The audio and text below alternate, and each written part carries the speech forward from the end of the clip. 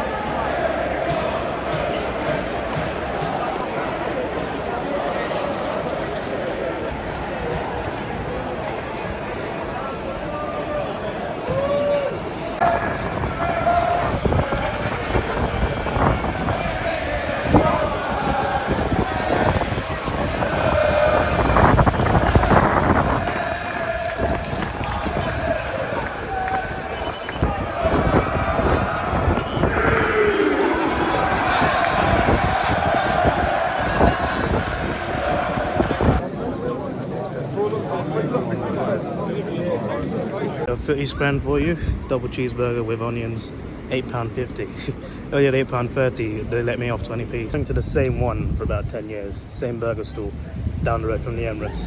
They've always been cheap, not anymore. What an amazing day, man. What an amazing day.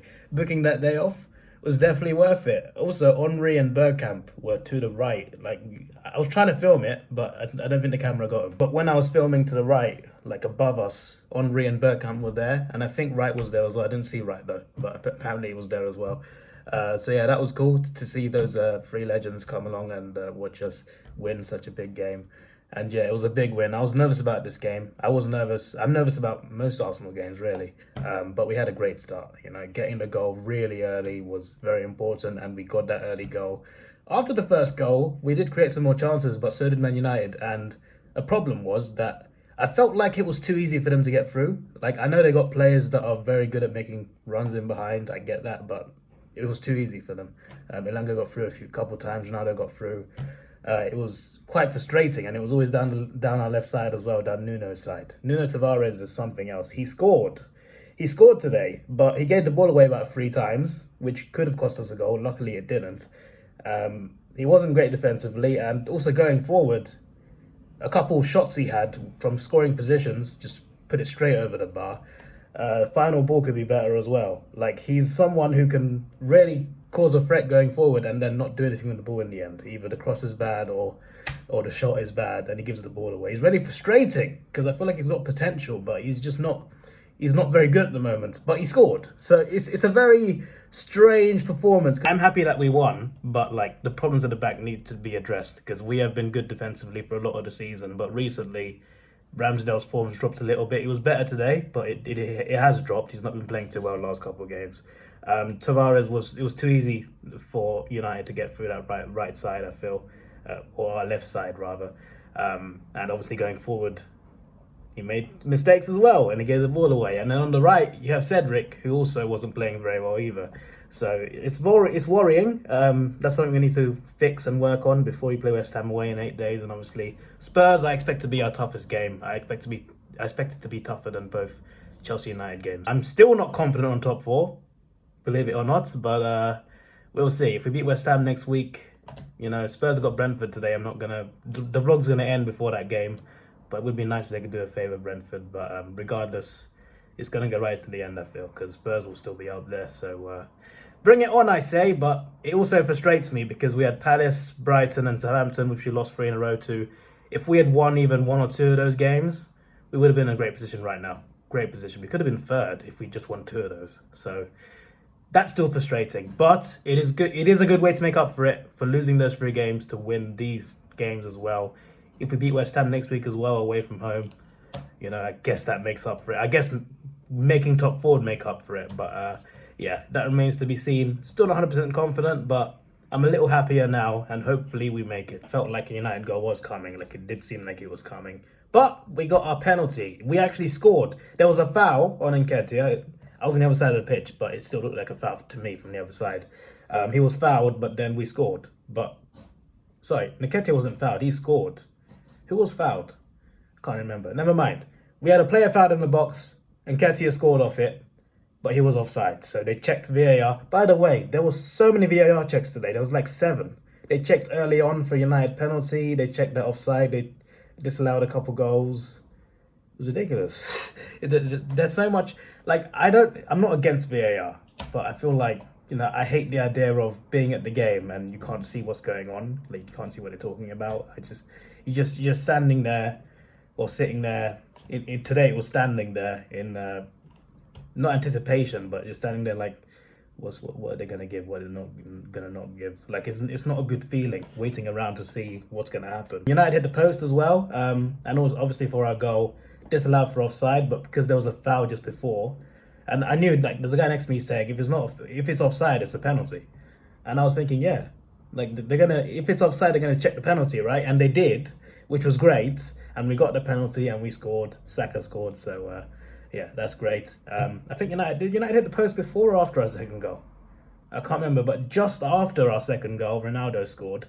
Believe it or not, this is my first time ever seeing Cristiano Ronaldo live. I've not seen him play live in a stadium before. Got to half-time, 2-1 in the lead, which is better than I expected, and I was very happy with that, but I was also kind of nervous because they did get a goal back, and you know, they had a whole half to respond to us. Luckily for us, it didn't happen. They got a penalty. That was very annoying because the VAR check took so long.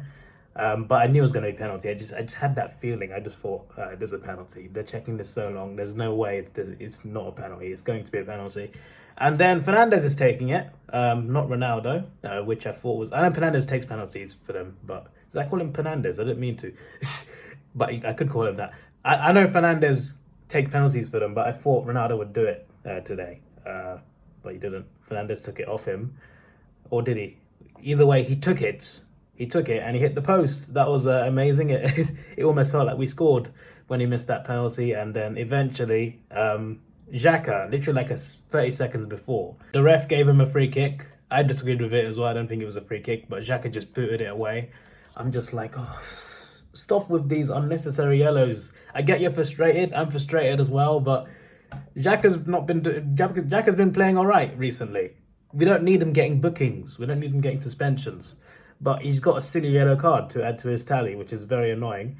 But a minute later, I was just like, you're forgiven, because he smashed one in from like 30 yards.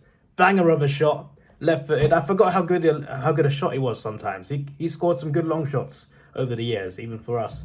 So, like, he came out of nowhere, and he's done it before against United. I think the previous one was more like wind. But today he just smashed it straight into the bottom corner. De Gea beaten. I was behind that goal, and Xhaka literally, I didn't get the camera out until like after he slid in, but like Xhaka, when he scored, he ran literally in our direction, right to the corner, knee slide. Amazing feeling, amazing feeling. It was it's a great contrast to when we, when I was at the game when he got booed off and he threw his shirt down. That was a dark time.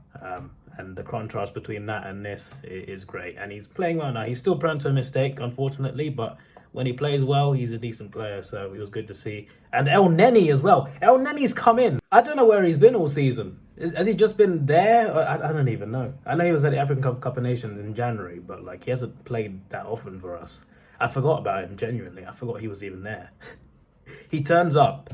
He plays well against both Chelsea and Man United in the same week. Fair play. Fair play. In a time where we got players injured and we need players to come in and do the job, you got players like El Neni and Nketiah, two players who I don't rate that highly, coming in and playing well. We didn't play perfect, but we played well enough to win the game, and that's what I'm happy with. The most important thing is the result, and we got our 3 points. I'm very happy. I'm very happy, and I'm not going to another game until the last day of the season. I also booked a holiday for that. Don't know why I like going to the last game of the season, so I thought I'd do it. We're playing Everton. Everton could be down by then, or they could be fighting to stay up. I'd rather they stay up before they play us, because I like Everton, but could be quite an interesting game. And obviously I expect top 4 to be close, so maybe if we do get top 4, it might be decided on that last day. So yeah, I wish I can go more often, but I work every other weekend. It is what it is. I'm on the waiting list for a season ticket. I got offered a temporary one this season actually, but I chose not to get it, partly because of my job, but also because it was temporary, no guarantee for next year, and it was offered to me in October. I just thought, you know what, I'll leave this one. But when I get a permanent offer, which probably be in like probably another 5 years, to be honest. I've been on it 7 years, and I'm 50,000 on the waiting list. It's that long. I've been on it like 7 years, so I don't know how long it's going to take, to be honest. But when I eventually get that, I hope to be going almost every week, even like away games. Obviously, season ticket holders get access to away tickets. I don't at the moment, unless it's a cup game and we're out the cup. So it is what it is in that respect. But at some point, eventually, I'd love to go up and down the country supporting the Arsenal. That would be a dream. This will be on 2 channels, my personal vlogging channel and my main channel, Davidoff Productions. Whichever one you watch it on. Thanks for watching. This is your boy Davidoff. Please like, share, subscribe. Thanks for watching. Have a good day and see ya.